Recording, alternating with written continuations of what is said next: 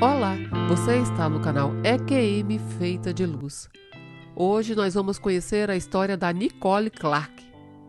A Nicole é uma artista, autora do best-seller Remember All That Is, que traduzindo seria Lembre-se de Tudo Que É, criadora de cursos, canalizadora intuitiva e guia espiritual. Hoje vamos conhecer a sua jornada do mormonismo ao misticismo, bem como o processo de escrever o seu livro, que inclui comunicação após a morte com a sua filha. Nicole sente a presença da sua filha, principalmente quando está em seus melhores momentos. E sobre o livro ela diz: "Meu pior pesadelo tornou-se realidade. Minha filha morreu. Eu também queria morrer, a dor era insuportável demais, mas as nossas almas tinham outros planos. Um contrato havia sido feito e precisava ser seguido. Mal sabia eu que o meu pior pesadelo se tornaria uma bênção sagrada. Logo após a sua partida, descobri que poderia canalizar minha filha. O que ela me ensinou me deixou perplexa e expandiu a minha consciência. Perguntei-lhe tudo o que pude sobre a vida, a morte e a criação dos filhos, sobre a desconstrução da religião, a vida após a morte e muito mais. Suas respostas mudaram completamente a minha visão do mundo. Sua morte trouxe um significado para a minha vida. No meu livro, você entenderá que coisas ruins acontecem com pessoas boas. Vamos entender como os vilões, as vítimas e as pessoas más estão realmente ajudando o mundo. O que fazer para se conectar com seus filhos na era da tecnologia. Como se libertar do medo, do julgamento, da dor e da preocupação, onde encontrar respostas para suas perguntas sobre a vida e a vida após a morte, quem você realmente é e por que encarnou nessa época. Ela disse que no seu livro você expandirá a consciência coletiva que ajudará você a se lembrar das respostas que já possui no seu interior e que você vai adorar o livro porque ele é amor em essência. E que seu livro vai ajudar a enxergar as coisas em uma nova perspectiva.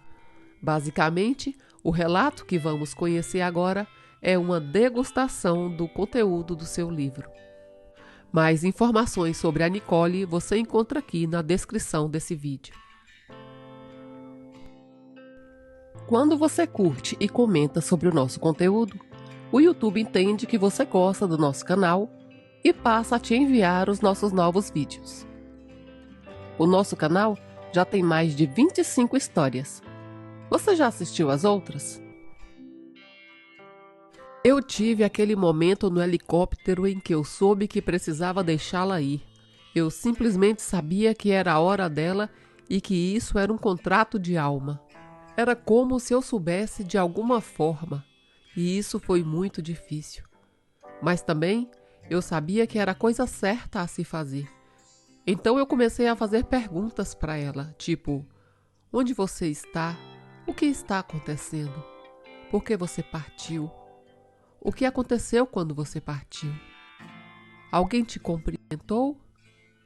Você tem uma mensagem para mim? Sabe, eu fiz essas perguntas. Eu nasci e fui criada mórmon, provavelmente a 3ª ou 4ª geração. Essa era a religião da minha família há muito tempo. Eu amava o mormonismo. Eu amava as pessoas. Elas eram incríveis. E eu vivia, respirava e fazia tudo de acordo com os seus ensinamentos. Eu era uma pessoa muito dedicada, o que eles chamariam de Molly Mormon. Nunca questionei, nunca busquei respostas fora disso. E foi assim nos primeiros 38 anos da minha vida. Agora eu tenho 44, então faz um tempo desde que deixei a igreja e ainda sinto muita falta de algumas coisas, mas o mormonismo simplesmente não está alinhado com a minha alma. Aprendi coisas, na verdade, tive que passar por uma tragédia horrível. Sabe, muitos de nós realmente precisamos que algo muito ruim aconteça para despertar. O meu pai faleceu de forma repentina e inesperada em 2017, o que foi meio que um catalisador para despertar algo diferente. Provavelmente eu não teria despertado se ele não tivesse morrido. E naquela noite, o meu marido estava tentando me acalmar. Eu tinha chorado o dia inteiro. Eu não sabia como me consolar. E ele disse: "Vamos assistir um filme e tentar distrair a sua mente por um tempo?" E adivinha qual filme ele encontrou? Ele encontrou O Segredo, de Rhonda Byrne. Até aquele momento, nunca na minha vida tinha ouvido falar da lei da atração. Nunca tinha ouvido falar do nosso poder pessoal para criar o nosso próprio mundo. Nada disso. Tudo era completamente novo para mim. E eu juro pela minha vida que eu sei que meu pai orquestrou aquilo para mim. Ele guiou meu marido até lá porque aquilo me levou para um buraco do coelho em que eu ainda estou mergulhando todos os dias. Estou tentando descobrir os segredos da vida. Foi realmente empolgante para a minha alma. A lei da atração me tirou instantaneamente do luto e me fez perceber que há muito mais aqui neste mundo que talvez eu ainda não tenha sido exposta ou aprendido. Obviamente, eu ainda estava de luto por um tempo depois disso, e eu ainda estou até hoje. Mas sou muito grata por isso ter me levado a um processo, porque eventualmente me levou a descobrir o meu próprio poder pessoal, em vez de precisar de um profeta ou um guru ou até mesmo um salvador para vir e me salvar. E me permitiu realmente fazer algumas pesquisas e reflexões pessoais e dizer: sabe de uma coisa? Nunca sabemos quando é a nossa hora e eu não quero morrer com arrependimentos. Então, a partir daquele momento, fiz do arrependimento meu maior medo. E é basicamente isso que eu tenho feito desde então. Meu Deus, foi um processo muito lento e árduo. Eu resisti muito a qualquer mudança, como a maioria dos seres humanos, certo? Estamos muito confortáveis em nossa zona de conforto, e eu amava a minha igreja, e amava a minha família, e a minha família estava toda na igreja, e esse era o meu mundo. Então, questionar isso e encontrar crenças diferentes que me empolgavam era aterrorizante. Aprendi que se eu saísse da igreja, estaria sob o poder de Satanás. Também aprendi que as consequências para isso seria que eu estaria fora da minha família por toda a eternidade. Isso é assustador. Ninguém quer isso a menos que não goste da sua família. Mas eu os amo. Foi muito aterrorizante. Questionei isso por alguns anos, a ponto de realmente acreditar que eu poderia viver nos dois mundos. Eu achava que eu poderia ser super espiritual e mística e ainda assim ser mórmon. Porque, você sabe, o espírito está presente em qualquer religião. E eu acredito que as pessoas podem receber revelações porque todos somos seres espirituais. E chegou a um ponto em que eu estava indo todos os domingos por pelo menos um ano. E todo domingo eu pensava: por que eu ainda estou aqui? A igreja não me empolgava mais. Na verdade, me fazia sentir muito mal. Eu não podia falar minha verdade. Era realmente assustador. Meu irmão havia deixado a igreja há alguns anos antes de mim e por causa da saída dele, a minha mãe me ligava toda sexta-feira e falava por pelo menos 1 hora sobre o quanto estava preocupada com meu irmão, e ela repetia isso várias vezes. E eu não conseguia contar para ela. Eu simplesmente não conseguia fazer isso com ela. Então, eu já estava ficando fisicamente doente com isso. Eu fui adiando e adiando e foi realmente difícil. Fui me envolvendo com a lei da atração e chegou o momento em que eu e o meu marido fomos 1 semana no Dr. Joe Dispenza. Nossa, ir a um encontro desses era como um sonho para mim. Foi incrível. Então, eu fiquei grávida do meu 6º filho e já tinha se passado cerca de 1 ano desde a morte do meu pai. No encontro com o Dr. Joe Dispenza, nos dividiram em pequenos grupos. No final do dia, depois de aprender todas as coisas, fizemos meditação. Você conversa com pequenos grupos, que ainda era cerca de 50 pessoas, então não é super pequeno, mas era pequeno o suficiente para você conhecer as pessoas. Ver as pessoas mesmo entre milhares, sabe? Todos os dias conversamos no final do dia e compartilhávamos lições aprendidas, ou algo assim nesse grupo de 50 pessoas. Havia pelo menos 20 mulheres, e juro que era verdade, tinha uma com problema de garganta. E naquela época eu não sabia nada sobre chakras, ou qualquer coisa do tipo, mas muitas delas tinham problemas na tireoide, gargantas doloridas permanentemente, todos esses problemas estranhos. E eu tinha um problema de respiração naquela época. Eu estava grávida da minha filha e pensaram que eu tinha asma, mas não podiam confirmar nada porque eu estava grávida. Então me deram um inalador e não fizeram absolutamente nada por mim. Então eu estava no evento do Dr. Joy pensando nisso. Eu não faço ideia do que significa. Um ano depois, quando a minha filha tinha 5 ou 6 meses, eu estava tentando carregá-la para cima e o problema da respiração ainda estava comigo. E eu estava piorando cada vez mais, como pensávamos que aconteceria quando ela nascesse. Mas não, eu estava piorando a ponto de que, ao subir as escadas para levá-la no berço, eu simplesmente não conseguia respirar. Eu tinha que parar cada degrau e esperar vários segundos apenas para conseguir ar suficiente para dar mais um passo. E eu pensava, algo está terrivelmente errado agora e eu preciso descobrir o que é. Pela primeira vez veio em minha mente, sem coincidência, que eu precisava ligar para um otorrinologista em vez de um especialista em respiração ou qualquer outra coisa. E eu consegui uma consulta para o dia seguinte. E ele tentou olhar através do meu nariz colocando uma câmera nele e depois na minha garganta, mas ele não conseguiu ir longe. Ele disse, há uma obstrução estranha aqui e eu sei que isso está errado. Então precisamos fazer uma tomografia de emergência agora mesmo. Você não vai sair do hospital hoje. E eu fiquei tipo, o quê? Eu fiz uma tomografia computadorizada e ele disse, você precisa ir para Columbus, que fica a 2 horas daqui, para um especialista.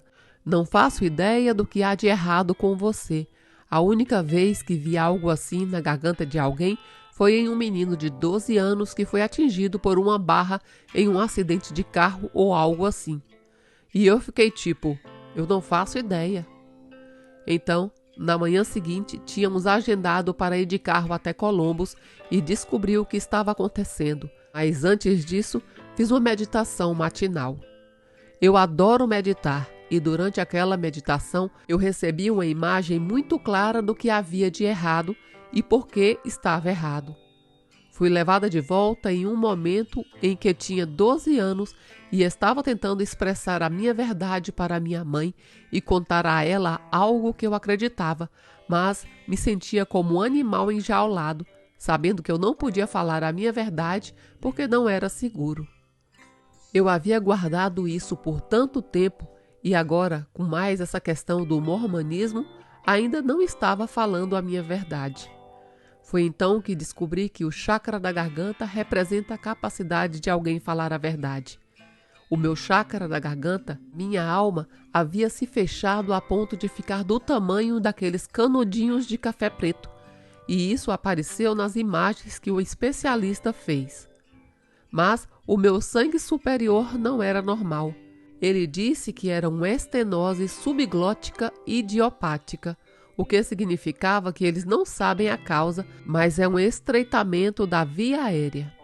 Apenas uma em 500.000 pessoas costumam ter isso, e geralmente são mulheres que já estiveram grávidas, e então eu me encaixava, mesmo que não fosse normal, mas eles não sabiam o porquê.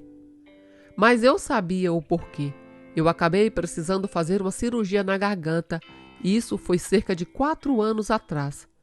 Normalmente as pessoas que têm isso precisam voltar e fazer essa cirurgia repetidas vezes para manter a via aérea aberta, porque se forma um tecido cicatricial ao longo do tempo. Fui muito abençoada e acho que isso foi um catalisador para eu falar a minha verdade e me libertar. Eu sabia que a minha alma, o meu corpo, sempre me falaram antes mesmo da minha consciência perceber, como se o meu corpo fosse muito intuitivo. eu sinto dor com facilidade. Acho que é uma mensagem do meu corpo para mim, para me acordar e para me ajudar a aprender uma lição. Então, naquele momento, aprendi que a minha alma estava literalmente me sufocando até a morte para me fazer acordar e falar a minha verdade, que era que eu precisava deixar a igreja e falar de forma diferente do que sempre me ensinaram como sendo a única verdade. E foi o que eu fiz. Foi aterrorizante, mas tem sido uma coisa maravilhosa. Felizmente, o meu marido e eu estávamos na mesma jornada. Então, ele começou a descobrir antes de mim, na verdade. Ok, eu estava realmente com medo de contar para os meus filhos, porque estávamos levando eles à igreja desde que nasceram, sabe? O meu filho mais velho, acho que na época tinha 15 ou 16 anos. Eu disse a eles: não vou à igreja neste domingo, provavelmente nunca mais volto lá. Então eu contei o motivo e eles ficaram tipo: uau, isso é engraçado! Quase envergonhados, porque a parte de Mormon dentro de mim ficou tipo: meu Deus, eu fiz um trabalho terrível de doutrinação nos meus filhos. Eles queriam sair. Apenas um dos 5 filhos na época queria voltar na igreja. E ele voltou com o meu marido, que era membro do bispado na época. Um dos líderes da congregação. E eu acho que ele foi por mais 2 semanas sem nós. E então, eles dois disseram: não, vamos fazer isso juntos como uma família. Mas, se você falar sobre a minha família de forma geral, essa história não foi bem recebida. Como vocês podem imaginar, tem sido uma jornada muito difícil e árdua em toda a minha vida, porque toda a minha família e tribo e tudo que sempre estive envolvida foi na religião e na fé específica. Eu me senti muito solitária. Tem sido uma jornada muito difícil e, bem, falaremos sobre o meu livro daqui a pouco, mas essa foi a parte mais difícil. Isso tem sido a parte mais difícil, falar abertamente, nem mesmo contra a igreja, mas de forma diferente do que eles conhecem, é a parte mais difícil. É uma jornada solitária. Para mim foi devastador. Teve um momento em que eu achei que eu estava lidando bem com isso, mas à medida que o tempo passava, as coisas não melhoraram. Meu Deus, nós moramos no coração do cinturão bíblico. Mudamos para cá. Sim, era o lugar perfeito para criar nossos filhos, porque todos tinham valores e crenças semelhantes. E meus filhos agora nem mesmo se identificam como cristãos. Nós temos uma vida construída aqui, e sim, tem sido muito difícil, mas eu sei que todos têm que passar por sua própria noite escura da alma e sair do outro lado para perceber que está tudo bem.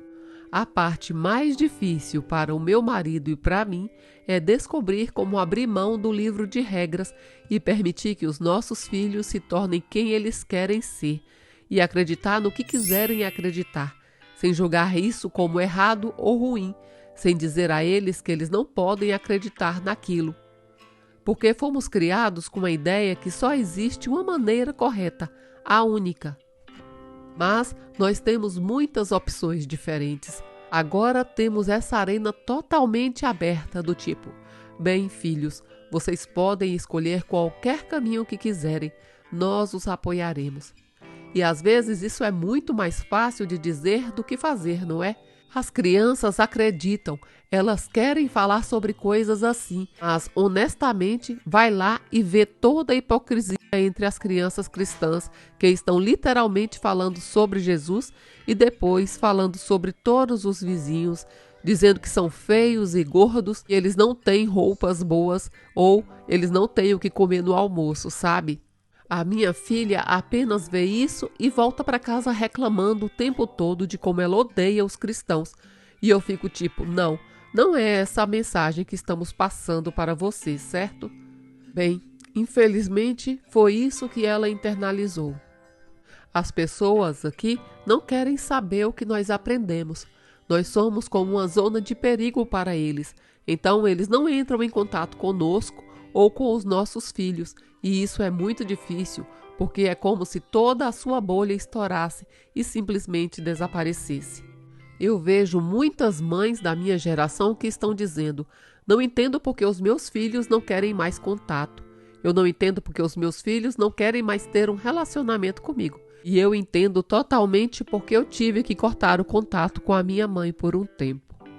Com certeza cheguei a um ponto em que eu tenho um amor profundo e uma compaixão por mim mesma, de modo que agora eu posso aceitar a opinião das outras pessoas sobre mim e isso não me machuca mais. Mas houveram vários anos em que eu fiquei aterrorizada, especialmente por não ter a aprovação da minha mãe. Ela me ama e se esforça muito para mostrar esse amor. E, finalmente, eu posso receber isso novamente sem me machucar ou sem me sentir condenada por isso, se é que isso faz sentido. Eu deixei de ir à igreja um pouco antes de começar a pandemia. Não frequentávamos mais as reuniões e nem coisas assim. E foi quando a minha filha faleceu. Ela tinha 18 meses em agosto de 2020. Toda a sua vida parece um sonho nesse ponto. Já se passaram 2 anos e meio desde que ela faleceu, mas cerca de 3 ou 4 anos antes mesmo dela ser concebida, eu tive um sonho.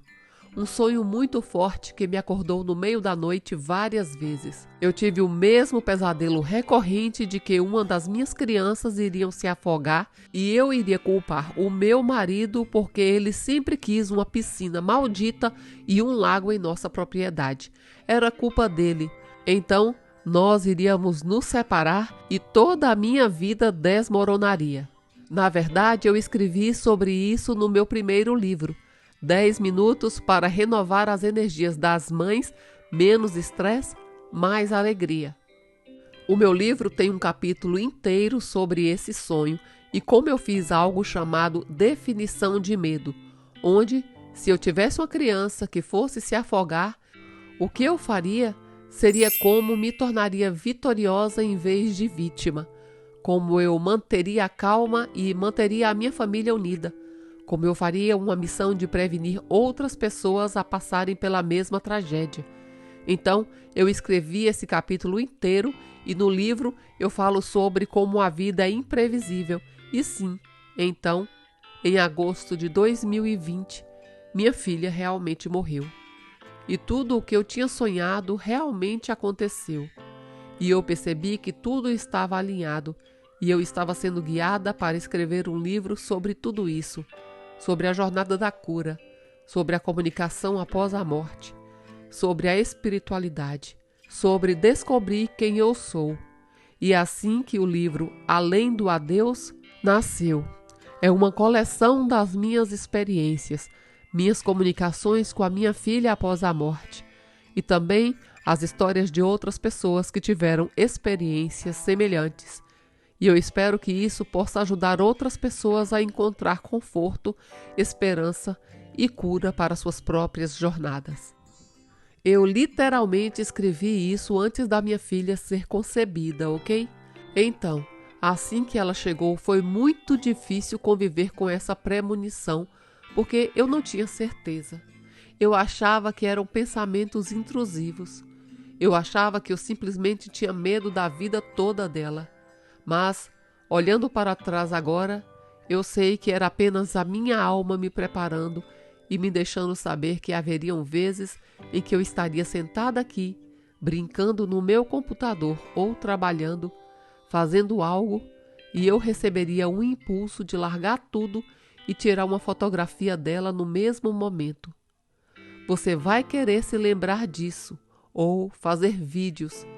Certifique-se de tirar fotos com cada um dos irmãos dela sozinhos para que eles tenham isso.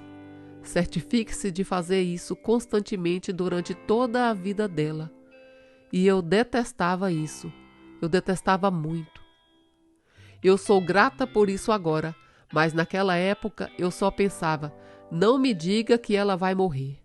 E então, para os meus outros filhos, eu nunca cantava a música You Are My Sunshine, porque eu odiava aquela parte que termina, por favor, não leve a minha luz embora.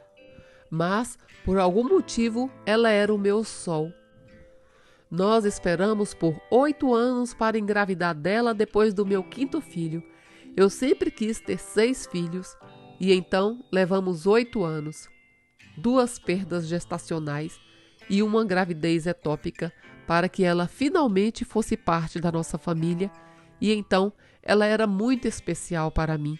Ela foi a única que nasceu durante todo o meu processo de desconstrução, onde eu pensei, vou ter uma tela em branco com essa criança para treiná-la de uma maneira libertadora, fora da caixa, sabe? Sem regras e expectativas. E quando eu estava grávida, fui para o retiro do Dr. Joe Dispenza. Então, um dia, eu me lembro de trocar as fraldas dela e olhar nos olhos dela e cantar You are my sunshine, my only sunshine, que traduzindo seria Você é minha luz do sol, a minha única luz do sol. E quando eu cheguei naquela parte, por favor, não leve a minha luz embora, ela estava apenas olhando dentro dos meus olhos como se dissesse, está tudo bem, mamãe. E eu pensei, ainda não vai embora, eu não estou pronta. E então, ela faleceu 2 meses depois, afogada no nosso quintal. E é difícil porque todo o meu eu sabia que isso ia acontecer e eu não queria que acontecesse. E eu lutei e tentei muito para evitar que isso acontecesse, mas infelizmente não tínhamos uma cerca na piscina, apesar de eu ter brigado várias vezes com meu marido sobre isso. Ele queria construir uma casa de piscina e depois fazer o encanamento no quintal, e por isso não podíamos colocar uma cerca na piscina. E quando eu finalmente o convenci que precisávamos, caramba, a pandemia aconteceu e não havia trabalhadores nem materiais, já era tarde demais. E há essa culpa dentro de mim. E eu também passei por todo esse processo muitas vezes. Tipo, eu sabia e não falei a minha verdade novamente, porque eu fazia parte deste patriarcado onde o meu marido estava acima de mim, certo?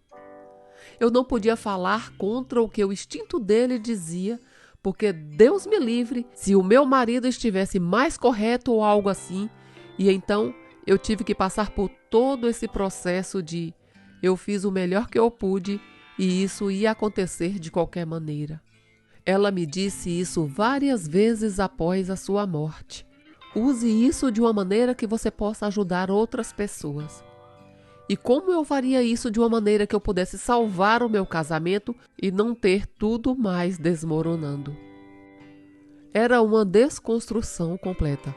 Basicamente um grupo ou uma comunidade no TikTok, que eu não fazia ideia de que isso existia até o verão passado. Então, depois de 2 anos sozinha, tendo esse conhecimento e escrevendo sobre isso, me sentindo incrível, mas também aterrorizada por compartilhar, aterrorizada em me assumir como uma canalizadora, em compartilhar minhas novas verdades, tudo isso era assustador.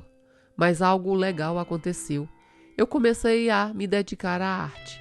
Eu nunca me considerei uma artista também, e logo depois de terminar o livro, fui levada a um curso de resina, onde aprendi a criar uma arte incrível. Eu pude brincar com cristais e, por diversão, comecei a criar uma série de obras de arte. Mergulhei completamente nisso. Percebi também que eu podia me comunicar com a minha filha dessa maneira. É como se ela dissesse, não seria divertido brincar com essas cores? E era a minha forma de entrar em fluxo, sem precisar digitar ou pensar sobre isso. Simplesmente as obras saíam de mim. Foi um processo lindo que me levou a perceber que eu posso encontrar alegria em outros lugares além do meu laptop. Eu posso viver a minha vida e ser eu mesma sem precisar passar o dia inteiro pensando na minha filha falecida, porque o que eu quero é criar um legado para ela. Um dia eu estava no meu estúdio usando a casa da piscina como meu ateliê e eu estava ouvindo algo no YouTube. Era o Kyle Cease. Ele nunca havia falado sobre isso antes em nada que eu tivesse ouvido. Nesse dia ele começou a falar sobre um retiro na escuridão e como ele passou 10 dias em uma caverna escura, completamente sozinha, com um homem entregando comida através de uma porta dupla para alimentá-lo ou algo assim. Algo dentro de mim, em minha alma, disse: você precisa fazer isso, é o próximo passo. É o que você precisa fazer para descobrir o que fazer com o livro. Naquele momento eu estava segurando o meu livro com muito medo de compartilhar qualquer coisa e eu não sabia o que fazer com ele. E aí eu acho que foi a minha filha ou algo assim que disse: esse é o seu próximo passo, mamãe. Então eu pesquisei sobre isso e essa foi a coisa mais incrível que encontrei. Foi como uma confirmação. Oh meu Deus, eu devo ir lá.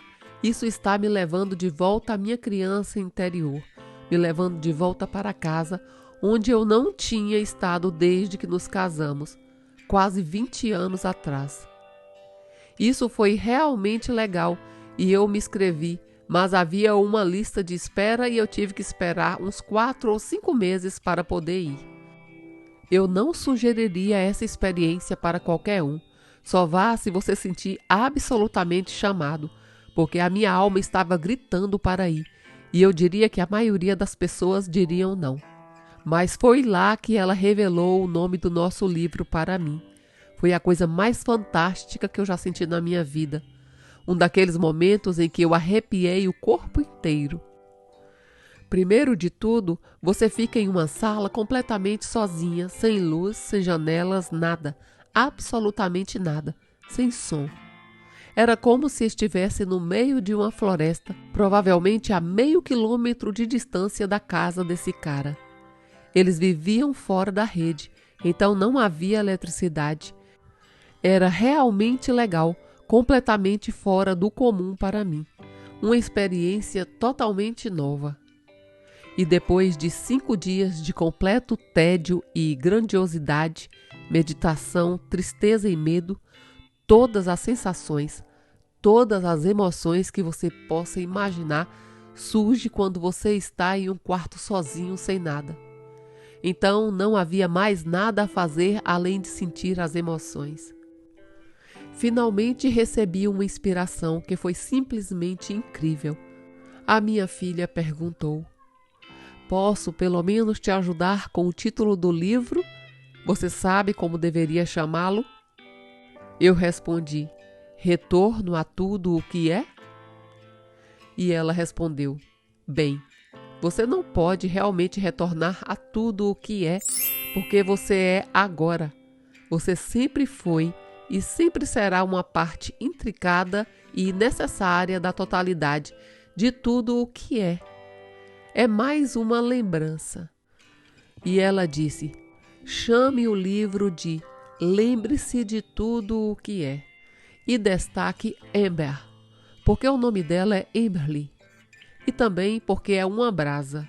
É uma parte do fogo que parece separada, que parece estar morta às vezes e parece estar sozinha.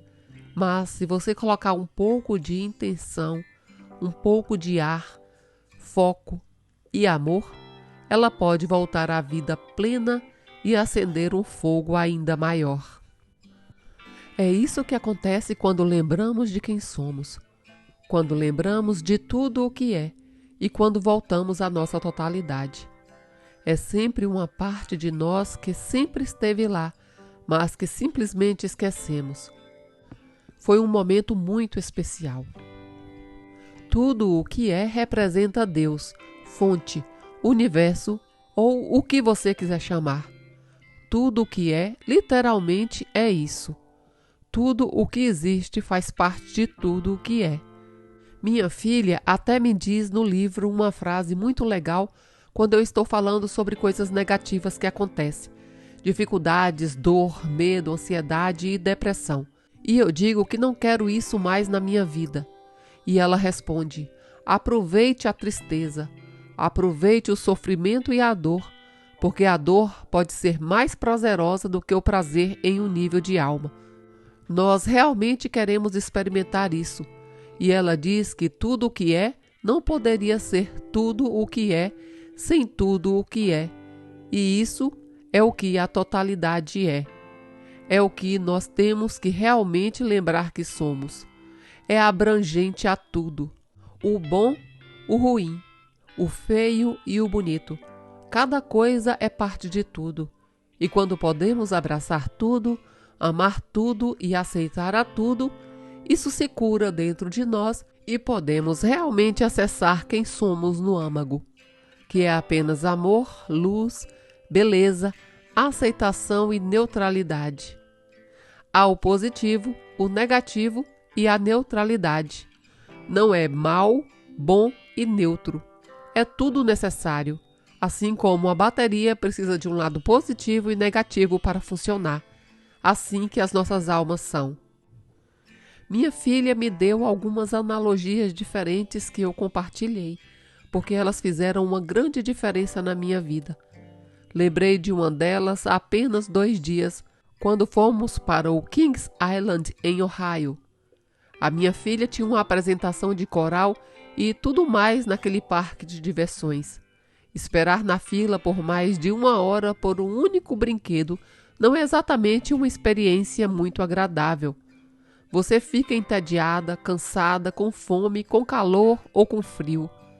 Na verdade, estava bem frio na fila, mas sempre que eu fui à Disneylândia, foi uma experiência linda e mágica e ao mesmo tempo terrível. Não é bom esperar 3 horas na fila para um brinquedo, não é mesmo? E a minha filha me disse que vir à Terra é como ir à Disneylândia do universo para nossas almas. Nós realmente ansiamos por isso. Ficamos muito animados para vir. E então, quando estamos aqui na Terra, pensamos: isso é para sempre. Tenho que esperar aqui para sempre. É terrível, é sofrimento. Eu estou entediada. Ou seja, estamos sofrendo e nos sentindo tristes, experimentando todas as emoções que sentiríamos enquanto esperamos na fila de um ótimo brinquedo. E mesmo nos brinquedos, temos momentos de alegria intensa e momentos de tristeza profunda, além de todas as coisas intermediárias. É isso que as nossas almas desejam expandir. Precisamos vivenciar algo que nos leve a extremos maiores do que já experimentamos. Queremos os momentos de alegria intensa e os momentos de tristeza profunda para expandir a nossa consciência da alma. Reconhecer mais de quem realmente somos e nos tornarmos mais. E outra analogia que ela me deu e que faz muito sentido é que esperamos na fila e muitas pessoas pagam para ir em casas mal assombradas. Sim, as pessoas adoram sentir medo, vão a shows de terror, assistem filmes de terror, coisas horríveis acontecem. E, no entanto, elas se divertem com isso, acham prazer em ficar com medo e gritar ou não saber o que vai acontecer em seguida. É assim que as nossas almas amam ser intertidas, sentindo medo. E elas podem sentir medo quando estão completamente conectadas a tudo o que é e lembram de quem são. Viemos aqui para esquecer isso, para podermos experimentar diversão e medo e a alegria do desconhecido. Como seres humanos, esquecemos que a nossa consciência se torna tão envolvida no medo e quando consegue se libertar sente aquele alívio, percebemos que seria impossível sentir esse alívio sem sentir o medo primeiro. Eu tenho muitas dores crônicas e eu passei por uma experiência muito legal há alguns meses atrás. Meu marido e eu pudemos experimentar a MDMA, que é basicamente uma espécie de medicina vegetal. Mas os terapeutas estão usando isso para curar muitas pessoas com transtorno de estresse pós-traumático e pessoas que passam por traumas graves, o que obviamente nós passamos.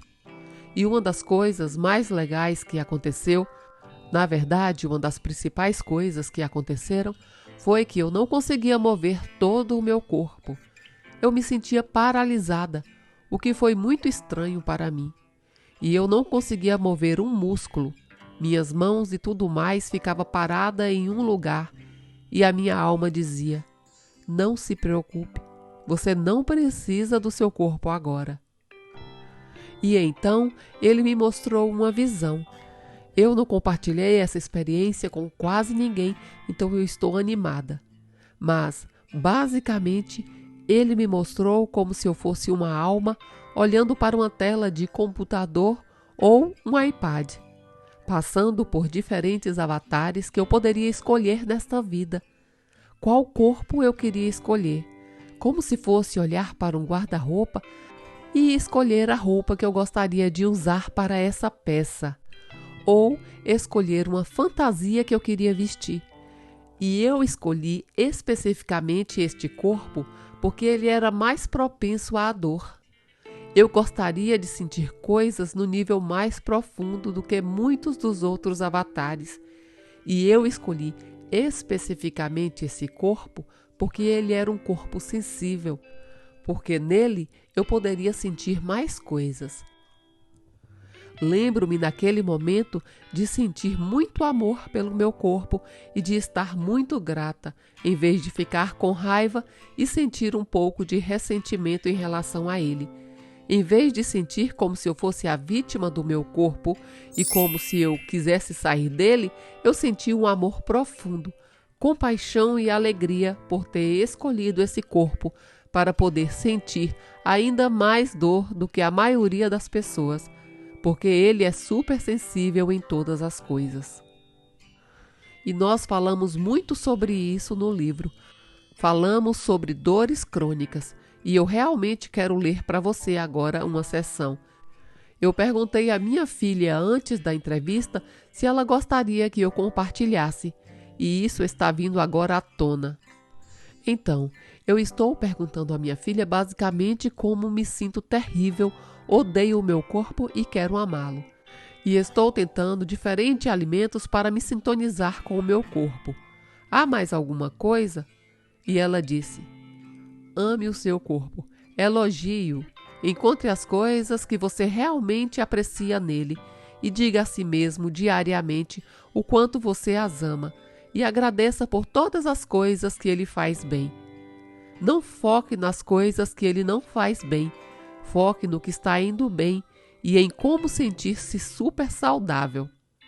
Lembre-se que você sempre recebe o que você foca e, embora seja difícil não se concentrar na dor, você está recebendo mais dor por causa da sua capacidade de se concentrar na sua saúde. E eu disse: meu Deus, eu sou terrível nisso. E ela disse: a maioria das pessoas é. Não se sinta mal por isso. Isso só te coloca em um ciclo terrível.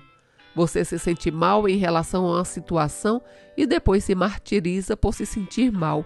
E então você vai e faz algo que faz te sentir pior. É um ciclo triste que, infelizmente, muitas pessoas seguem diariamente. E eu disse: sim, eu tenho feito isso há anos. Como posso parar? A chave para parar qualquer coisa é a consciência. Preste atenção em cada pensamento que você tem. Você já sabe disso, mas muitas vezes não faz, especialmente quando se trata de uma dor crônica. E eu respondi: sim, eu sou totalmente culpada nisso. Meu Deus, eu tenho muito a melhorar. Não, na verdade, você não precisa melhorar nada. Esse é o maior problema com o qual a maioria das pessoas se deparam na vida, que precisa consertar as coisas para torná-las melhores. O que aconteceria se você simplesmente se aceitasse e não tomasse nenhuma medida para tentar melhorar? E eu disse: quero dizer, se eu ignorasse a dor e agisse como se ela não estivesse lá? Não, ignorar e aceitar são duas coisas completamente diferentes. Quando as coisas ou as pessoas são ignoradas, elas pioram, não melhoram. Mas, quando mantidas com amor, adoradas e tratadas como se pertencessem, elas se curam. Como diabos eu sou suposta a amar e adorar a minha dor? Quero dizer, eu tentei muito lidar com isso, mas simplesmente não está funcionando. E ela disse: você ouviu as palavras que acabou de usar? Lidar com isso não significa aceitar e amar. significa tolerar no máximo. Pense na sua dor como uma criança que foi ignorada, negligenciada ou mandada embora. Como você se sentiria se fosse essa criança? Como você trataria essa criança se ela viesse para a sua casa? Quando você consegue tratar a sua dor com uma perspectiva que reconhece o seu valor e não julga como errada ou ruim, você estará caminhando na direção da cura. A consciência amorosa é exatamente o que é lembrar de tudo o que é trazer quem você é, e quem você é tudo o que é. E quando você consegue amar a si mesma de uma forma tão incondicional a ponto de não julgar nem rotular como algo ruim, nem pensar que os seus sentimentos são inválidos ou tentar escondê-los debaixo de um tapete, então você pode amar a todos os outros exatamente como eles são. Você não precisa mudar as pessoas ou consertá-las, ou tentar persuadi-las a acreditar da mesma maneira que você. Você pode simplesmente vê-los com amor e luz e aceitá-los. Então, se você está com dificuldade em aceitar alguém, isso significa olhar para si mesmo, olhar para mim mesma e ver o que eu estou aceitando em mim mesma. Quando você assume a responsabilidade radical pela forma como reage, como sente e processa, você reconhece que tudo é apenas uma perspectiva. Isso é outra coisa incrível que aconteceu na minha experiência com a medicina vegetal. Eu estava aterrorizada com as opiniões das pessoas sobre o meu livro. Eu recebi várias avaliações de 1 estrela e um e-mail terrível com mais de 5.000 palavras criticando tudo. E isso era o que eu esperava. A minha crença é que as pessoas iriam despedaçar o meu livro, que não iriam amá-lo como eu o amo. E eu precisava que isso acontecesse para poder me curar. Eu entrei naquela sessão com a medicina vegetal pedindo pela cura do trauma do desprezo, de me importar tanto com a opinião das outras pessoas sobre mim e que eu não me importava com a minha própria opinião. A minha filha me ensinou isso várias vezes no livro, mas eu estava tendo dificuldades para assimilar. E então veio uma imagem de uma bola de discoteca em minha mente, e foi tão fascinante, porque uma bola de discoteca poderia representar a totalidade de tudo que é. É uma peça feita de milhares de pequenos espelhos que apenas refletem uns aos outros. E a partir de uma perspectiva, você pode olhar para a bola de discoteca e dizer: olha como aquele lado está brilhante, é tão bonito e reflexível, enquanto a parte de baixo pode parecer realmente escura nas sombras. Mas, se eu tivesse de um lado ou de outro, a bola de discoteca seria o oposto. E aquela escuridão em particular seria brilhante e bonita, e a outra parte pareceria escura. Cada um de nós está na nossa própria parte dessa bola de discoteca. Cada um representa um dos pequenos espelhos e, estejamos brilhando ou não, ainda fazemos parte da totalidade de tudo o que é, e ainda somos uma parte muito necessária. Tire um desses espelhos e a bola de discoteca inteira se quebra, não funciona mais. E ainda assim, estando no lado do brilho, alguém do outro lado nunca vai vê-lo e está tudo bem, porque a minha vida não é para eles. E se eles estiverem aqui dizendo que está muito brilhante, eu desligo. É irritante, sabe? Criticam tudo o que eu tenho para compartilhar. Isso não tem nada a ver comigo. Tem a ver com o ponto de vista onde eles estão vendo o mundo, do ponto de vista onde a bola da discoteca está. Se pudermos simplesmente amar a todos onde eles estão, não importa onde eles estejam, na bolinha ou na bolona, então poderemos alcançar uma maior consciência de amar a todos e reconhecer que as opiniões deles são válidas, assim como as minhas, e eu posso continuar brilhando desde que me sinta bem com isso. Nesse vídeo, a Nicole falou sobre a sua experiência com a medicina natural. Eu gostaria de lembrar que eu também tive uma experiência com a medicina natural E o meu vídeo com a minha história está no canal Passado a Limpo, da Maria Inês. Se você tem curiosidade para saber por que eu vim parar no YouTube falando sobre experiências de quase morte, lá você vai encontrar a resposta. Muito obrigada por assistir até aqui. Até o próximo vídeo. Se você gosta de escutar experiências tão maravilhosas e transformadoras que nos trazem esperança, por favor, considere se inscrever no nosso canal, deixe a sua curtida e faça um comentário do que você achou do conteúdo do vídeo. Se você gostaria de colaborar com o nosso canal, mas você não sabe o que comentar, deixe a data e o horário que você está assistindo esse vídeo. Muito obrigada por assistir até aqui. O canal EQM, feita de luz.